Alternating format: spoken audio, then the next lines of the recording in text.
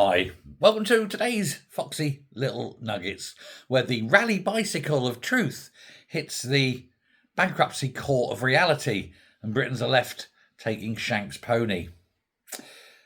Yeah, it's not actually one of the stories tonight, but it looks like Rally are finally going to go into the hole. But we're going to talk about 4 stories here, all a bit of human. We've got a great and finally. In fact, it's for me, it's a wonderful and finally. But I hope you agree. Do hit subscribe, by the way, before we get into this. We want to try and get this channel up to 10,000. It's a magical number, and it really does help when I have to deal with YouTube. Once you get 10,000, you get sort of better specialised help. So it really does help. Anyway, we'll start here. Labour's vanishing membership. Whoosh, look, and there they've gone. They're losing one member every 7 minutes or something like that. I can't remember what the exact number is, but it is absolutely horrific for them because Labour have lost more than a fifth of its members in just a year. The final year of Sir Keir Starmer's leadership, in fact. And these figures come from the Electoral Commission, so they can be sort of vaguely accurate. But their figures show that Labour Party membership has fallen from more than 333,000 members in 2024 to fewer than 265,000 in 2025. That is an immense loss. Donations, of course, also collapsed. They went in the same period. They went from having 39.4 million, nearly 40 million coming in donations, to just 6.5. I mean, that's ridiculous, isn't it? Obviously, election years attract more money, but even so, a fall on that scale, 84% reduction, has got to send alarm bells running. So it's somewhere within the Labour Party, surely. I mean, this is more than one or two people forgetting to renew their direct debit, for example. This is active reduction because they're fed up of Labour. Meanwhile, of course, Reform's numbers have gone up. They're now more than Labour. They're 270,000 members. They're now the biggest party in Britain. That also will be worrying not just Labour, but every other party, because they're growing still. The Green Party membership quadrupled to 186,000, but has now started tailing off. And as people are starting to realise how bad Crack Sparrow is, they're starting to think maybe it was a mistake, and they've realised that actually the Greens are, well, a bit nuttery, aren't they? A bit loony birds. But a left-wing Labour campaign group described their decline of the Labour Party as horrifying. Actually, I find it reassuring. But they say it doesn't need to be terminal. Oh, it really does. It really does need to be terminal. Which is there. Nothing calms a patient, rather like being told the condition is horrifying but technically survivable. So that's nice. But there we go. That's that one. We got to talk about Cambridge because obviously Jason, I've had an hard day, resigns. He said it was over mental health. Bless him. But yeah, he has resigned after the university opened an investigation into his academic qualifications and all his claimed honorary appointments. Oh, all of a sudden it's mental health after they opened the investigation. I'm going to go bit Jimmy Hill. If you're old enough, you remember that. Jimmy. I mean, he's suspicious. Our day had been celebrated as Cambridge's youngest, blackest professor ever, the sort of modern-day Professor Snape, and he became a prominent symbol of diversity. Diversity in every place. He was black, he was young, he was mental, he was a liar.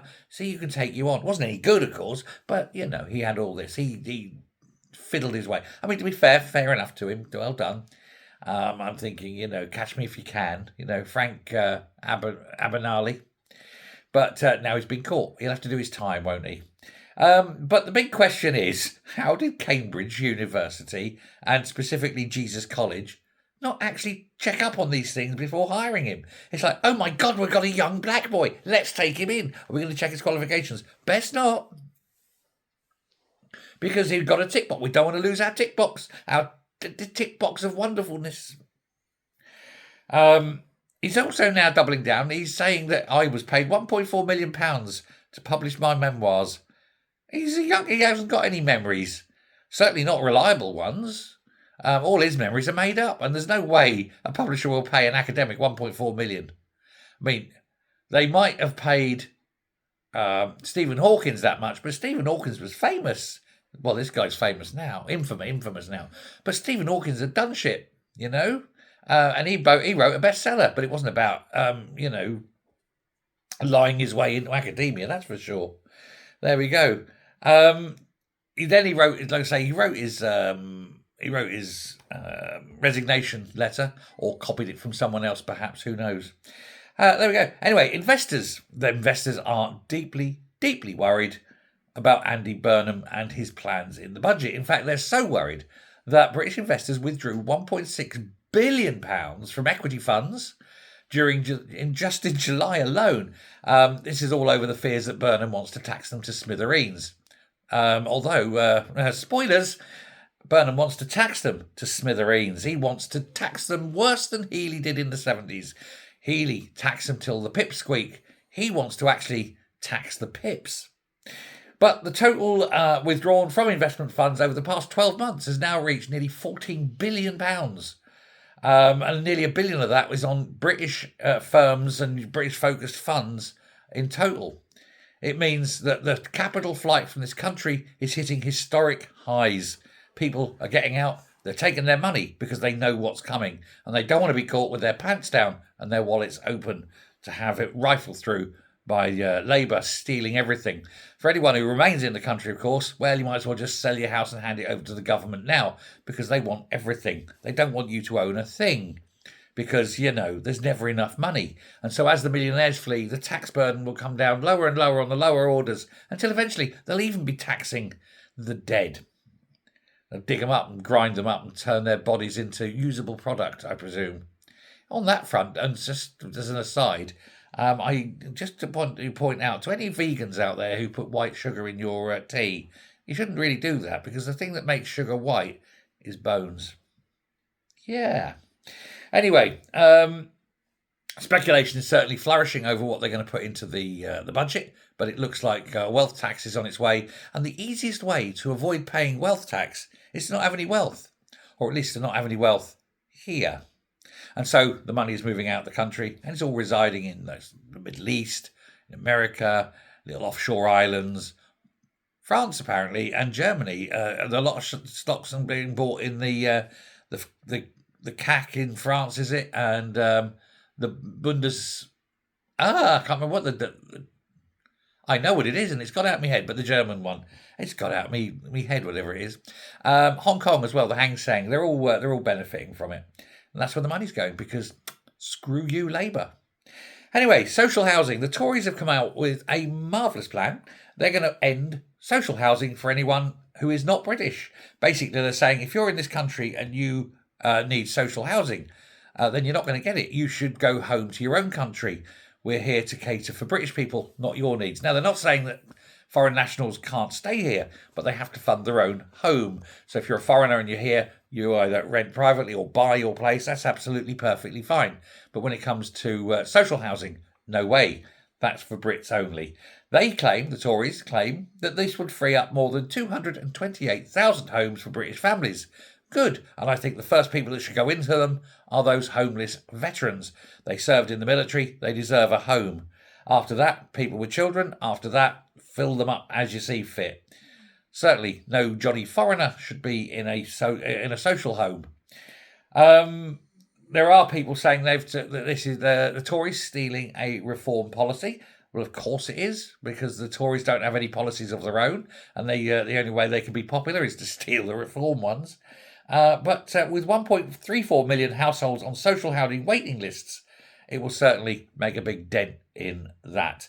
But it just goes to show it's years of failing to build social homes, or indeed enough homes for anyone. You build more and more homes, the homes come down in value, more and more people can afford to buy their own. It's simple, supply and demand. It's a wonderful system. Britain is ready there and ready to build, apparently. Good. Now we've got an and finally, and it's a cracker for me because I love this kind of stuff. On the 12th, the glorious 12th, if you're one person of the sort of people who like to eat grouse and pheasant, Britain is preparing for a wonderful day. Once you've dispatched as many birds as you like, turn out because about 6 o'clock, just after 6 o'clock, begins a total eclipse of the sun if you happen to be in various parts of the world. But in Britain, alas, not. But it does get quite a high proportion, between 90 and 96%, depending on where you are. It'll be on there. So it starts at 6, it'll be peaking about 7, and then it'll go off. Hang around outside for a while. Once it gets dark, you'll see, and if you're in a really dark area, like the middle of Scotland, Dartmoor, somewhere like that, and the galaxy, the Milky Way, will be standing proud and upright and very clear. It's one of those. Assuming the sky's clear, it'd be great, because then just after midnight comes the Perseids meteor shower. I told you it was great, and this is one of the biggest of the years. So whiz, whiz, whiz, whiz, whiz, whiz, whiz, and then hang on and stay up until the morning, because just as the sun rises, and look, and you will see 7 planets, 6 of them in the sky, and the one you're standing on. I told you it's a good day. What good? Not so much for the grouse and pheasants, but for anyone who enjoys looking up, it's a fantastic day. So do go and enjoy all that if you can and if you're able. I will say something which I've meant not in the script here, but the word galaxy literally means Milky Way. It comes from the Greek. So hala is milk, and gia is way. So halagia, which translates out as galaxy. There you go. So galaxy literally means Milky Way. So if we say the Milky Way galaxy, we say the Milky Way, or the galaxy. It's like Torpen How Hill. Tor means hill, Pen means hill, How means hill, and hill means hill. So Torpen How Hill is hill, hill, hill, hill. I'll stop now. Thanks very much. Bye.